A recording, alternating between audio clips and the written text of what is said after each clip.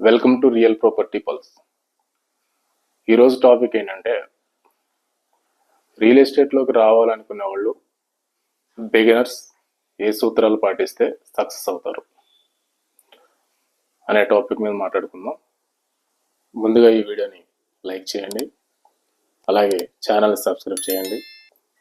Real ఎస్టేట్లో success అవ్వాలి అంటే కొన్ని ఇంపార్టెంట్ అయినవి 10 సూత్రాలు మీకు చెప్తున్నా, ఈరోజు చెప్పబోతున్నా. అవేంటో చూడండి. రియల్ ఎస్టేట్ బిగినర్స్కి, రియల్ ఎస్టేట్ స్టార్ట్ చేసి మనకెందుకు వచ్చిందిరా బాబు, ఇంక మనం చేయలేమేమో అని చెప్పేసి విసిగి చెందిన వాళ్ళకి మీరు ఏమైనా కొంచెం ఉపయోగపడతాయేమో ఒకసారి మీరు చూడండి. దీంట్లో ఒక 10 సూత్రాలు నేను చెప్తాను. 10 సూత్రాలు ప్లస్ నాకు ఇంపార్టెంట్ అనిపించినవి మాత్రం చెప్తాను, చూడండి.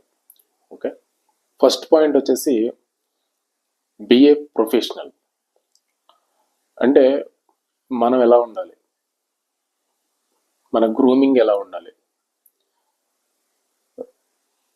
అంటే మనం ఉదయం ఇప్పుడు కస్టమర్ దగ్గరికి అంటే మార్కెటింగ్ స్ట్రాటజీలు చాలా ఉంటాయి. అంటే ఒకటి డైరెక్ట్ మార్కెటింగ్లు ఉంటాయి, లేదంటే ఏజెంట్ మార్కెటింగ్లు, కానీ 2 విధాలుగా మనం మార్కెటింగ్ చేస్తూ ఉంటాం. ఈ డైరెక్ట్ మార్కెటింగ్ అనేది ఎలా ఉంటుంది అంటే డైరెక్ట్ కస్టమర్ ఇంటరాక్షన్ ఉంటుంది. ఈ కస్టమర్ ఇంటరాక్ట్ అంటే ఎట్లా అంటే డోర్ టు డోర్ సర్వీస్ అని, డోర్ టు డోర్ వెళ్ళి డోర్ నాక్ చేయడము, ఇట్లాంటివి కొన్ని ఉంటాయి. కొన్ని వాటిల్లో ఎలా ఉంటాయంటే ఏజెంట్ మార్కెటింగ్, అంటే కాల్స్ త్రూ వెళ్ళడం కానీ, లేకపోతే కస్టమర్ కాల్ చేసి ఈ విధంగా కస్టమర్ని అపాయింట్మెంట్ తీసుకుని కలవడం, ఇలాంటివి కొన్ని ఉంటాయి.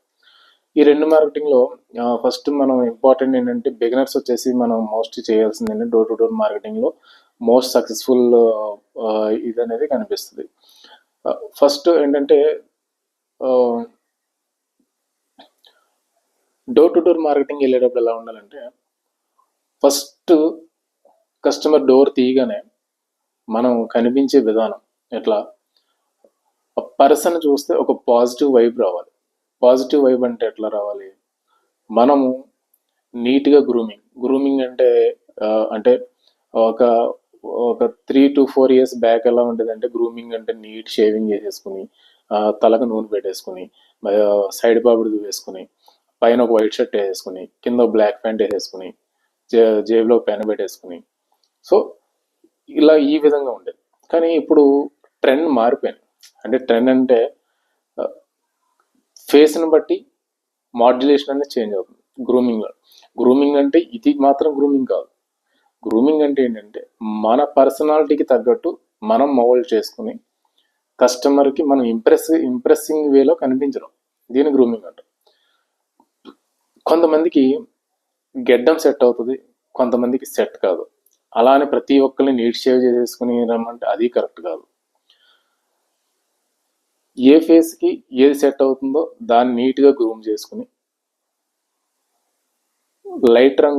Light colour shirt, dark colour pant, dark colour shirt, light colour pant, ఇట్లా మన డ్రెస్సింగ్ స్టైల్ అనేది ఉండాలి.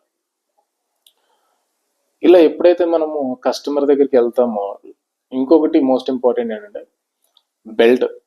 బెల్ట్ కూడా మన లుక్ని బట్టి బెల్ట్ అనేది ఉండాలి. కొంతమంది ఏంటంటే ఏదో ఏ సింబల్ అని చెప్పేసి బెల్ట్ పెట్టుకుని, తర్వాత ఏ పిచ్చి సింబల్స్, ఏ లైన్ సింబల్స్ పెట్టుకుంటూ బెల్ట్లు పెట్టుకుని వెళ్తూ ఉంటారు. సో దానికి కస్టమర్ రెస్పాండ్ అవ్వడు. దేనివల్ల అంటే కస్టమర్కి first impression is best impression. First impression ఎట్లా ఉండాలంటే నీట్గా పాలిష్ చేసిన షూ ఉండాలి, మంచి లెదర్ బెల్ట్ ఉండాలి, లెదర్ షూస్, మంచి dark colour pant, light colour shirt, ఈ వేలో ఉండి మీ ఫేస్కి ఏ విధంగా సెట్ అవుతుందో ఆ విధంగా గ్రూమింగ్ చేసుకుని నీట్ కటింగ్ చేయించుకుని కస్టమర్కి పొద్దున్నే వెళ్ళేటప్పటికి ఒక డొవేషనల్ ఫీలింగ్, అంటే ఎట్లా ఉండాలి, నుదుటికి ఒక కుంకుమ బొట్టు పెట్టుకుని మనం కస్టమర్ దగ్గరికి వెళ్ళగానే కస్టమర్ డోర్ తీయగానే ఎలా అనిపించాలంటే ఒక మంచి పర్సన్ పొద్దున్నే చూశాను, ఎర్లీ మార్నింగ్ నాకు ఒక మంచి ఫేస్ ఎదురయ్యింది, ఈ రోజంతా మంచి జరుగుతుందనే ఫీలింగ్లో కస్టమర్ ఉండాలి తప్ప అలా డోర్ తీయగానే మీరు ఒక చింపురు జుట్టు వేసుకుని ఫుల్గా గడ్డం పెంచేసుకుని పిచ్చి డ్రెస్ వేసుకుని దానికి టక్ లేకుండా ఏమీ లేకుండా పొద్దున్నే బుక్కోడని డోర్ నాక్ చేసి ఎక్స్క్యూజ్ మీ సార్ అని చెప్పి పిలవగానే ఆ డోర్ తీయగానే వెళ్ళరా అవతలకి అని చెప్పేసి అంటాడు. ఎందుకంటే కస్టమర్కి ఎలా ఉండాలంటే, చిన్న స్టోరీ చెప్తాను దీంట్లో. ఒక రాజు ఉన్నాడంట, ఒక రాజ్యం ఉంది. రాజున్న రాజున్న రాజ్యంలో 25 ఏళ్ళ కుర్రోడు వాడి పనికి సంబంధించి అటు ఇటు తిరుగుతూ ఉండేవాడంట. ఆ ఊరిలో ఉన్న ప్రజలు ఆడు ముఖం చూస్తే ఏదో దరిద్రం అని చెప్పేసి అనుకునేవారంట. అయితే ఈ పంచాయతీ మొత్తాన్ని తీసుకెళ్లి రాజు దగ్గర పెట్టారు. ఆ రాజు అన్నాడు, మీ అందరికీ అది ఎలా అనిపించవచ్చు, నేనేం చేస్తానంటే ఈ 25 ఏళ్ళ కుర్రాన్ని తీసుకెళ్ళి నా రాజ్యం నా మందిరంలో నేను పెట్టుకుంటా, ఏమవుతుందో నేనే చూస్తా అని చెప్పేసి అన్నాడంట. అయితే పెట్టుకున్నాడు, అంత ఓకే. ఎర్లీ మార్నింగ్ పొద్దున్నే రాజు లేచి వెళ్ళి ఆ కుర్రను చూశాడంట. చూసి పలకరించి ఎలా ఉన్నా బాబు ఏంటని చెప్పేసి అన్ని అడిగి మళ్ళీ ఆ రూమ్ నుంచి బయటకు వస్తుండగా కింద గడప ఉంటుంది, ఆ గడపను దానికి ముందుకు పడ్డాడంట. పడగానే వెనక్కి తిరిగి ఆ కుర్రోని చూసి అన్నాడంట, అరే నాయన, నువ్వు ఊర్లో జనం అందరూ దరిద్రం దరిద్రం అని చెప్పేసి నీ ముఖం చూసి దరిద్రం అని చెప్పి అనుకుంటుంటే నేను ఇక్కడ తీసుకొచ్చి నిన్ను ఇక్కడ పెట్టాను. నిజంగా నువ్వు దరిద్రమే, నేను సేవ్ చేద్దాం అన్నావు, నిజంగా దరిద్రుడే. వీడికి అర్జెంటుగా ఊర్లోనే కాదు ప్రపంచంలో బతుకున్న కూడా వీడికి ఉరిశిక్ష చేయండి అని చెప్పేసి అన్నాడంట. అప్పుడు ఆ కుర్రోడు పిలిచి ఆ రాజుతో అన్నాడంట, అయ్యా, నేను మీ ముఖం చూశాను, ముందు మీరు నా ముఖం చూశారు, జస్ట్ పొద్దున్న లేచి నా ముఖం చూడగానే మీరు గడప తగిలి పడబోయిపోయారు అంతే. కానీ నేను పొద్దున్న లేచి మీ ముఖం చూశాను, నాకు ఉరిశిక్ష పడుతుంది అని చెప్పేసి. అంటే ఇది ఎందుకు చెప్పానంటే, మీకు కస్టమర్కి మీరు ఒక పాజిటివ్ వైబ్లో కనిపిస్తే కస్టమర్ అంటే మంచి జరిగినా చెడు జరిగినా ఆ రోజు ఎలాంటి అనర్థాలు జరిగినా కానీ కస్టమర్ మీకు స్టాండ్ అయి ఉంటాడు. అది మీ వల్ల జరిగిందని మాత్రం ఎట్టి పరిస్థితుల్లో అనుకోడు. ఎందుకు అనుకోడు అంటే, మీరు ఏంటంటే కస్టమర్కి ఆల్రెడీ పాజిటివ్ వేలోనే మీరు కనిపిస్తూ ఉంటారు. అదే పిచ్చి పిచ్చి డ్రెస్ వేసుకొని పిచ్చి పిచ్చి వేలు పొద్దున్నే కనిపిస్తే ఆడి చిన్న ఇన్సిడెంట్ ఏదన్నా జరిగినా కానీ కస్టమర్కి ఆటోమేటిక్గా ఏమనిపిస్తుంది అంటే, పొద్దున్న ఏదో మొగం చూశాను అందువల్ల నాకు ఇది జరిగింది అని చెప్పేసి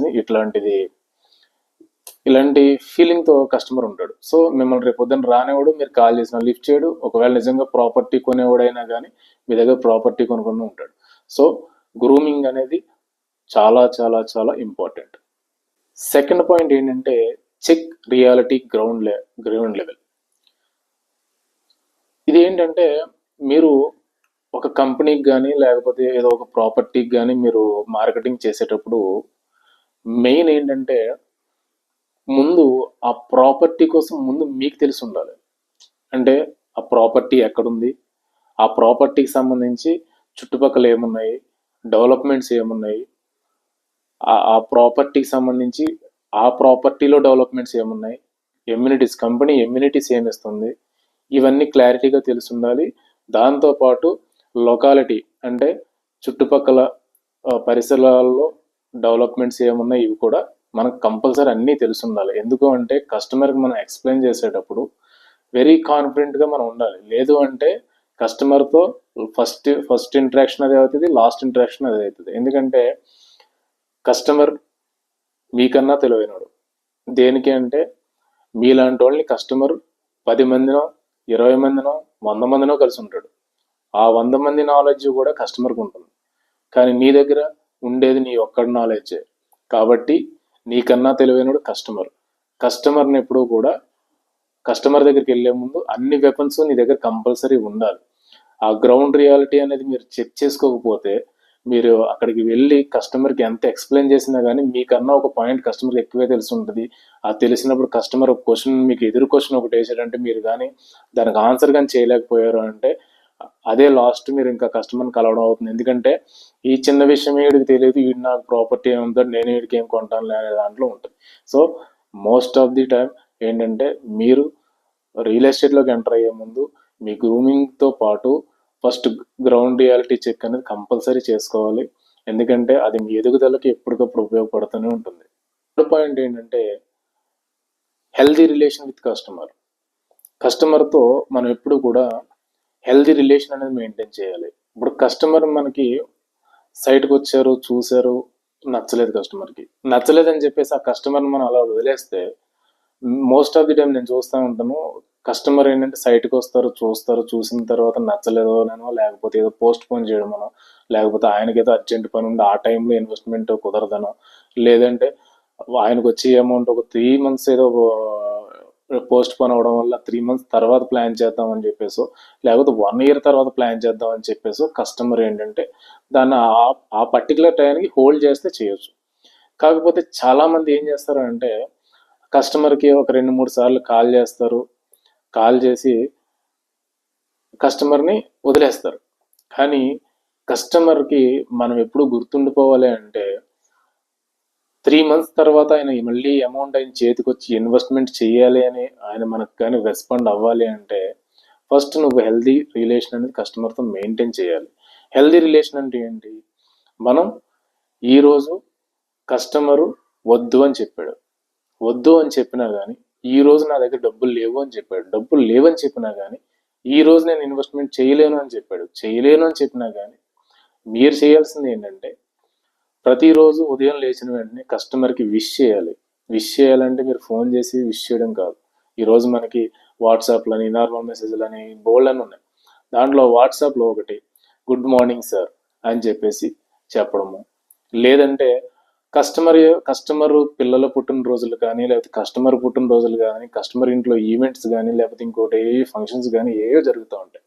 అవి మీకు కస్టమర్తో రిలేషన్ మెయింటైన్ చేసినప్పుడు ఇవి మీకు తెలుస్తాయి. మిమ్మల్ని పిలిచినా పిలవకపోయినా మీరు పిలుస్తారని మీరు ఎక్స్పెక్ట్ చేయొద్దు, కానీ మేబీ తెలుస్తాయి. తెలిసినప్పుడు ఆ విషెస్ అనేది హ్యాపీ బర్త్డే అనో, లేకపోతే హ్యాపీ మ్యారేజ్ యానివర్సరీ అనో ఇలాంటి కస్టమర్కి ఎప్పటికప్పుడు మీరు సెండ్ చేస్తూ ఉండి, మీ కొత్త ప్రాజెక్ట్స్ ఏమన్నా వచ్చినప్పుడు, లేదా కొత్త లేఅవుట్లు లాంచ్ చేస్తున్నప్పుడు ఏవోటి మనం కస్టమర్కి అట్లా సెండ్ చేస్తూ ఉన్నప్పుడు ఆటోమేటిక్గా కస్టమర్కి మనం గుర్తుంటాం.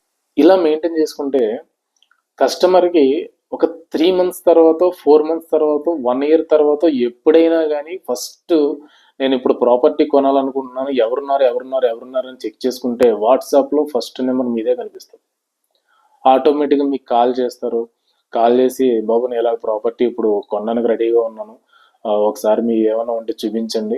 ఆ రోజు చూపించిందన్నా పర్లేదు, లేదంటే నెక్స్ట్ ఇంకోటి ఏదైనా కొత్త ప్రాజెక్ట్ ఏదైనా ఉంటే చూపించు, ఒకవేళ నాకు నచ్చితే నేను ఇమీడియట్గా తీసుకుంటానని చెప్పేసి కస్టమర్ మీకు అప్రోచ్ అవుతాడు. సో కస్టమర్తో మోస్ట్ ఇంపార్టెంట్ రిలేషన్ అనేది కంపల్సరీ మెయింటైన్ చేయాలి. దీంట్లో ఇంకొకటి ఏంటంటే ఇంకొక ఇంపార్టెంట్ విషయం ఏంటంటే కస్టమర్కి సైట్కి తీసుకెళ్తారు, చూపిస్తారు, అంతవరకు బాగానే ఉంటుంది. కస్టమర్కి ఇమీడియట్గా మనకి సైట్లోనే కూర్చొని కస్టమర్ డిసిషన్ చేస్తారని కూడా లేదు. ఇంటికి వెళ్ళి ఒక 4 రోజులు 5 రోజుల తర్వాత చెప్తాను అని చెప్పేసి అంటాడు, లేదంటే వాళ్ళ ఫాదర్కో వాళ్ళ బ్రదర్కో ఎవరు డిస్కషన్ చేసి చెప్తానంటారు.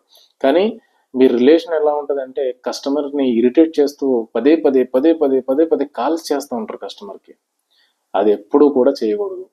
కస్టమర్ని మన సైట్ చూసి వెళ్ళిపోయిన తర్వాత మీరు ఎప్పుడు మళ్ళీ డిసిషన్ తీసుకుంటారు సార్ అని చెప్పి కస్టమర్ని అడిగినప్పుడు ఆయన క్లియర్గా 3 days తర్వాత 4 days తర్వాత అని చెప్తారు. చెప్పినప్పుడు కస్టమర్ని మళ్ళీ అడగండి, 3 days తర్వాత మీట్ అవుదాం సార్ అని చెప్పేసి పంపించండి. పంపించిన తర్వాత 3 days తర్వాత డైరెక్ట్గా మనం కస్టమర్ ఇంటికి వెళ్ళి డోర్ నాక్ చేసి ఎక్స్క్యూజ్ మీ సార్ అని చెప్పి లోపలికి వెళ్ళి కూర్చుని మాట్లాడితే అప్పుడు కస్టమర్ ఏంటి అనేది తెలుస్తుంది. ఎందుకంటే మీరు ఒక టైం కస్టమర్తో స్పెండ్ చేస్తారు. ఆ రోజు మీరు ఒకవేళ కాల్ చేస్తే కస్టమర్ లిఫ్ట్ చేసినా కానీ లేదమ్మా నాకు ప్రజెంట్ ఏదో వర్క్ ఉందనో, లేకపోతే ఇంకొకటనో, లేకపోతే ఇంకా మా ఫాదర్తో మాట్లాడలేదని, లేదా మా బ్రదర్తో మాట్లాడలేదని ఇంక ఇలాంటివి ఏవో చెప్తూ ఉంటారు. కానీ కస్టమర్ ఏ టైంలో ఇంట్లో ఉంటారో చూసుకుని మీరు డైరెక్ట్ వెళ్ళి కస్టమర్ ఇంట్లోకి వెళ్ళి కూర్చొని మాట్లాడితే కనుక వాళ్ళ బ్రదర్ అయితే అక్కడే ఉంటాడు, వాళ్ళ ఫాదర్ అయితే అక్కడే ఉంటారు. సో నువ్వు అక్కడే ఉంటావు, కస్టమర్ కూడా అక్కడే ఉంటారు. కూర్చొని అక్కడికక్కడ కూర్చొని మాట్లాడితే అసలు రియాలిటీ ఏంటనేది బయటపడుతుంది. అంటే వాళ్ళకి ఏదైనా బడ్జెట్ ఇష్యూవా, లేదంటే మనం చూపించిన లేఅవుట్ ఏదన్నా కొంచెం వాళ్ళకి దాని మీద ఏమైనా డౌట్స్ ఉన్నాయా, లేదంటే మన సిటీ నుంచి ఆ ఏరియా కొంచెం లాంగ్ అనిపిస్తుందా, ఏమనిపిస్తుంది, ఏంటి డౌట్ అనేది అక్కడికక్కడ క్లియర్ చేస్తారు. క్లియర్ చేసినప్పుడు అప్పుడు ఫర్దర్ మూవ్ ఎలా చేయాలి, ఎలా వేయాలి అనేది నీకు క్లియర్గా తెలుస్తుంది. ఆ ఫర్దర్ మూవ్ అనేది చాలా పర్టికులర్గా, చాలా నీట్గా ప్లాన్ చేసుకుని వెళ్తాం. వెళ్ళినప్పుడు ఆటోమేటిక్గా సేల్ వస్తుంది. సో ఈ కస్టమర్ రిలేషన్తో పాటు కస్టమర్ని ఎలా ఇంటరాక్ట్ అవ్వాలనేది కూడా మనం చాలా క్లియర్గా, చాలా జాగ్రత్తగా మనం దగ్గరుండి స్టెప్ అనేది వేయాలి. ఫోర్త్ వన్ ఏంటంటే rules and regulations. Rules and regulations అంటే ఇప్పుడు మనకి వెంచర్లో చాలా టైప్ ఆఫ్ వెంచర్స్ ఉంటాయి. ఒకటి జీపీ లేఅవుట్, 2 డిటిసిపి, 3 హెచ్ఎండిఏ లేఅవుట్లు అని చెప్పేసి ఉంటాయి. అయితే వీటి కోసం ముందు మీకు తెలియాలి. అంటే జీపీ లేఅవుట్లు అంటే డెవలప్మెంట్స్ ఏమి ఇవ్వాలి, డిటిసిపి లేఅవుట్ అంటే దాంట్లో డెవలప్మెంట్స్ ఏమి ఇవ్వాలి, హెచ్ఎండిఏ లేఅవుట్ అంటే దాంట్లో డెవలప్మెంట్స్ ఏమి ఇవ్వాలి, ఏమి ఇస్తారు, దాంట్లో డెవలప్మెంట్స్ ఏముంటాయి, రోడ్స్ వెడల్పు ఎంత ఇవ్వాలి, పార్క్ సైజెస్ ఎంత ఇవ్వాలి, హెచ్ఎండిఏ మినిమం ఎన్ని ఎకరాల్లో వెంచర్ వేయాలి, డిటిసిపి మినిమం ఎన్ని ఎకరాల్లో వెంచర్ వేయాలి, జీపీ లేఅవుట్ ఏ విధంగా డెవలప్మెంట్స్ అనేది చేయాలి అని ఇలాంటి మినిమం కొన్ని తెలియాలి. అసలు జీపీ అంటే ఏంటి, డిటిసిపి అంటే ఏంటి, హెచ్ఎండిఏ ఏంటి అని మనకు నెట్లో సెర్చ్ చేస్తే ఇలాంటివన్నీ బోచ్చుడు దొరుకుతాయి. సో హ్యాపీగా మీరు శుభ్రంగా దాంట్లో నెట్లోకి వెళ్ళి ఇవన్నీ టైప్ చేసి చూడండి. చూసి ఒకదాని తర్వాత ఒకటి వాటి రూల్స్ అండ్ రెగ్యులేషన్స్ అన్ని నేర్చుకోండి. నేర్చుకున్న రోజున కస్టమర్ అంటే అందరి కస్టమర్కి నాలెడ్జ్ ఉంటుంది కదా. మనం ఇవన్నీ చెప్పడం ఏంటంటే ఫస్ట్ టైం కస్టమర్ వచ్చిన వాళ్ళు ఉంటారు, లేదు పల్లెటూరు నుంచి వచ్చి కస్టమర్లు ఇక్కడ వాళ్ళు అక్కడ పొలాలు గట్రా అమ్ముకొని ఇక్కడికి వచ్చి సెటిల్ అవుదామని చెప్పి ఇక్కడికి వచ్చిన వాళ్ళు ఉంటారు. అలాంటి వాళ్ళకి ఇలాంటి కొన్ని తెలియకపోయినప్పుడు మీరు ఇమీడియట్గా కస్టమర్ అంటే డిటిసిపి అంటే ఏంటమ్మా అని చెప్పేసి అన్నప్పుడు, హెచ్ఎండి అంటే మీరు అట్లా వివరంగా మీరు వివరించి చెప్పినప్పుడు కస్టమర్ ఇంప్రెస్ అవుతాడు. ఇంప్రెస్ అయ్యి ఓకేనమ్మా అంటే కస్టమర్ కన్నా ఎక్కువ నీకు తెలుసు అనుకున్నప్పుడు నీకు రెస్పెక్ట్ ఇస్తాడు. అదే కస్టమర్కి నీకు తక్కువ తెలుసు అనుకుంటే ఆడ వెళ్ళాలో నీకేం తెలియదు నాకేం చెప్తావు అని చెప్పేసి అంటాడు. Simple. So compulsory rules and regulations ఏంటి, వాటిలో అప్రూవల్స్ అనేవి ఏంటి, ఎల్పి నెంబర్ అంటే ఏంటి, ఇలాంటివన్నీ కూడా మనం క్లియర్గా తెలుసుకుని ఉండాలి. ఫిఫ్త్ పాయింట్ ఏంటంటే అదర్ వెంచర్స్. సరౌండింగ్లో ఉండే అదర్ వెంచర్స్.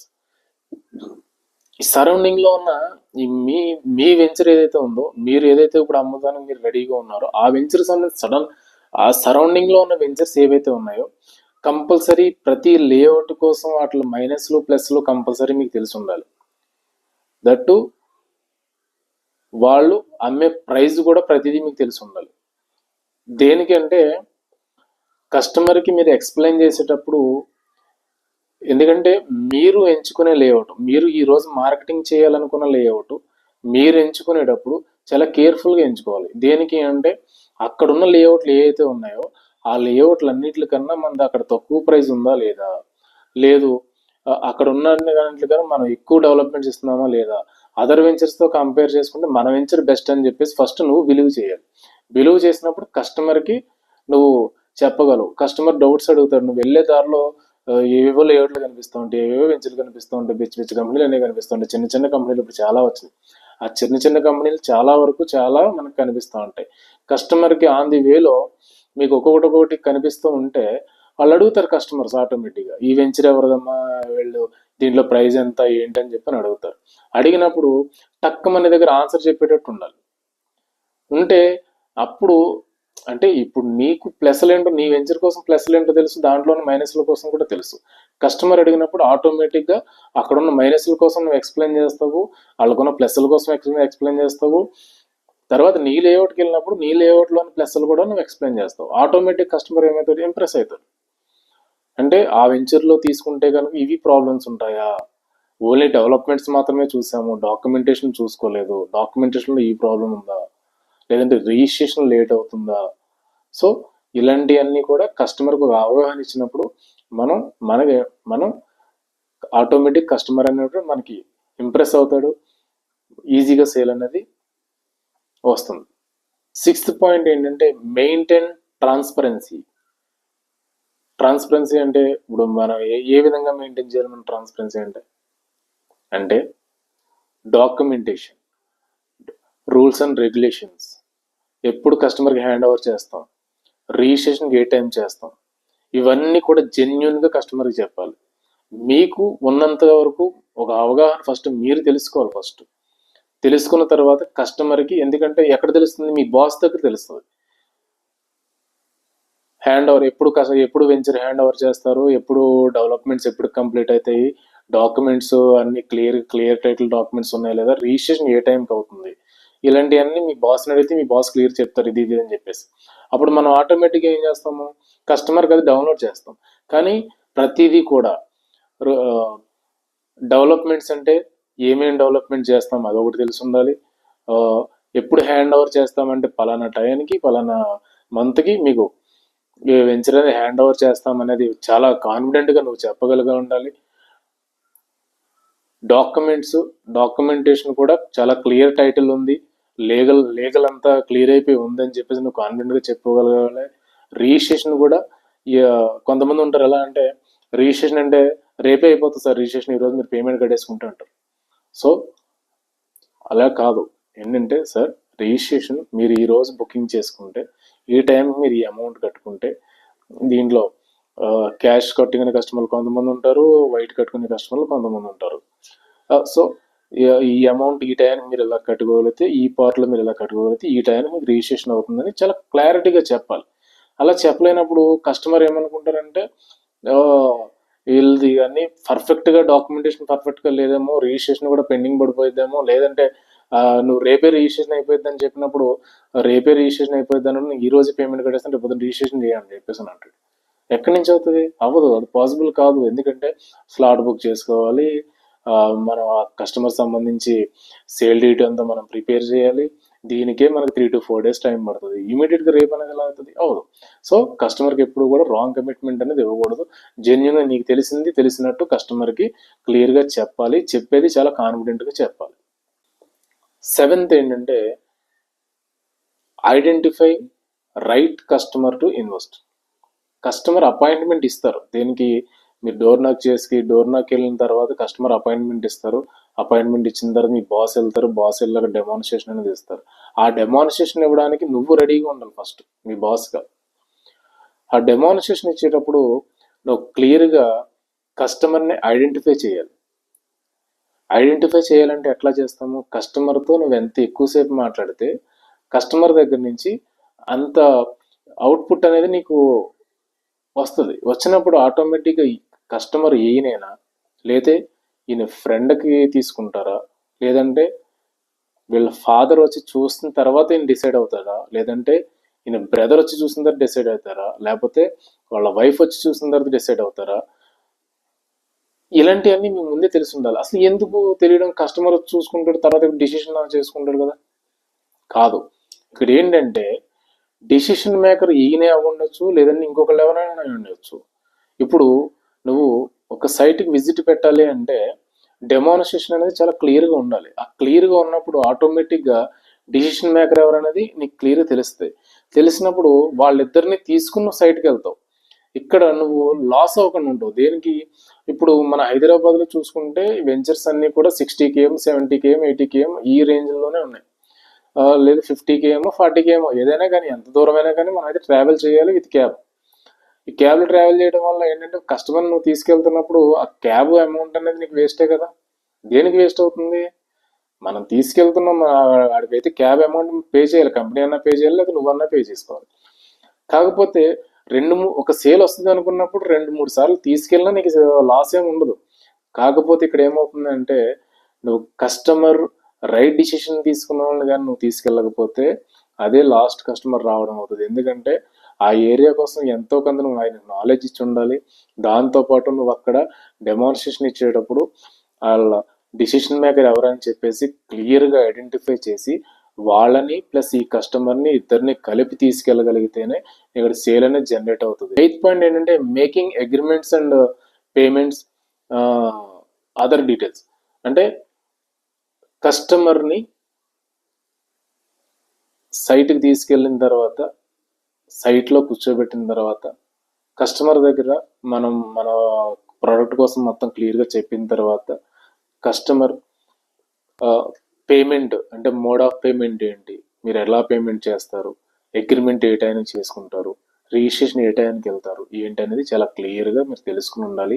ఆ టైంకి మాత్రమే కస్టమర్కి కాల్ చేసి మీరు డిస్టర్బ్ చేయాలి తప్ప మిగతా టైంలో కస్టమర్ని ఎప్పుడు కూడా డిస్టర్బెన్స్ అనేది చేయకూడదు.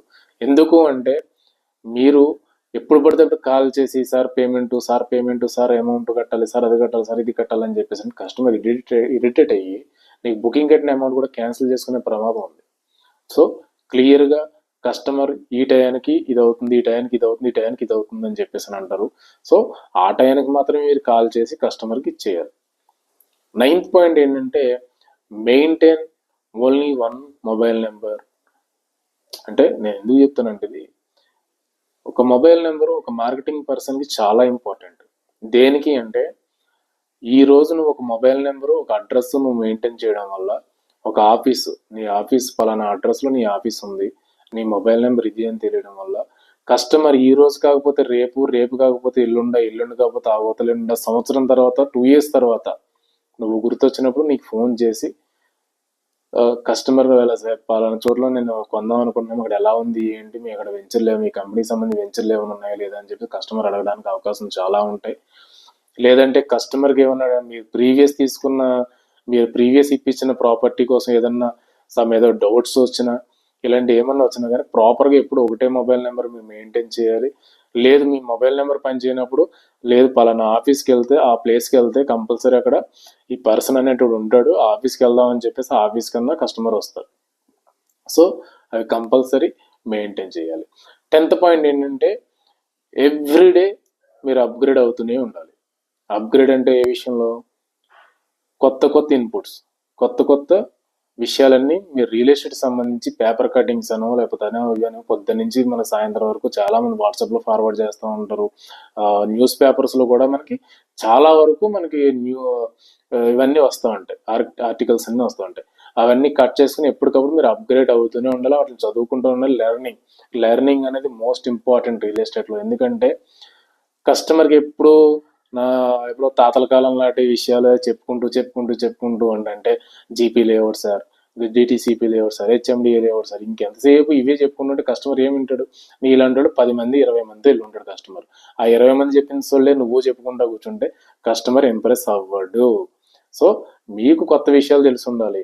కొత్త విషయాలు అంటే ఏంటి? సపోజ్ ఇప్పుడు హైడ్రా ఉంది, హైడ్రా సంబంధించి దాని డీటెయిల్స్ అన్ని మీరు కలెక్ట్ చేసి కస్టమర్కి ఒకటి చెప్పండి. ఎందుకంటే కస్టమర్ అందరికీ ప్రజెంట్ ఉన్న సిచ్యువేషన్ ట్రెండింగ్లో ఉన్నది హైడ్రా ఒకటి ఉంది కాబట్టి దానిలో ఉన్న అపోహలు ఏంటి అనేది తొలగించండి కస్టమర్లకి.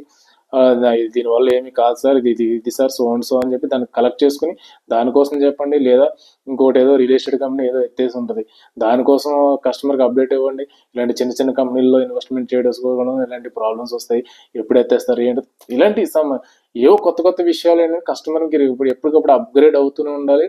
ఎప్పటికప్పుడు కస్టమర్కి కొత్త ఇన్ఫర్మేషన్ మీరు ఇస్తూనే ఉండాలి. ఈ 10 పాయింట్స్ కనుక మీరు రియల్ ఎస్టేట్లో మీరు కంపల్సరీ ఎదగాలి అని చెప్పేసి అనుకుంటే కనుక రండి రియల్ ఎస్టేట్కి వచ్చి ఈ 10 సూత్రాలని పాటించండి. గ్యారంటీ మీరు ఈ రోజు కాకపోయినా రేపొద్దున మాత్రం గ్యారంటీ సక్సెస్ అనేది అవుతారు, గ్యారంటీ. ఓకే.